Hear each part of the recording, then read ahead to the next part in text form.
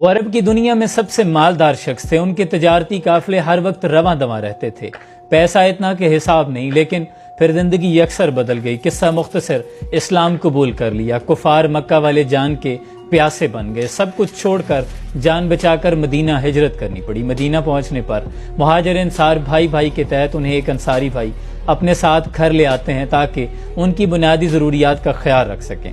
گھر پہنچنے پر آپ نے سب سے پہلے روٹی نہیں کہا، مجھے 10 درہم ادھار چاہیے، اور یہ بھی یقین دہانی کروائی کہ میں بہت جلد واپس کر دوں گا۔ انصاری بھائی نے جب 10 درہم دیے تو اگلا سوال تھا کہ مدینے کا بازار کہاں ہے۔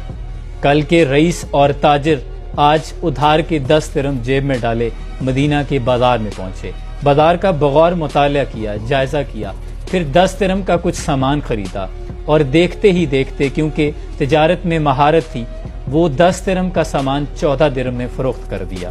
کچھ ہی لمحوں میں 40% منافع کما لیا تھا۔ اب پیٹ میں بھوک محسوس ہوئی، 1 درہم کا کھانے کے لیے کچھ خریدا، گھر پہنچے، سب کو اپنے ساتھ بٹھایا، کھانا کھلایا، اور ان کے 10 درہم شکریہ کے ساتھ واپس کر دیے۔ اگلے روز 3 درہم لے کر مدینہ کے بازار میں پہنچے اور کاروبار شروع کیا۔ پھر دنیا نے دیکھا، تاریخ میں آتا ہے کہ چند ہی سال کے اندر عرب کے مشہور تاجروں میں ان کا شمار ہونے لگا۔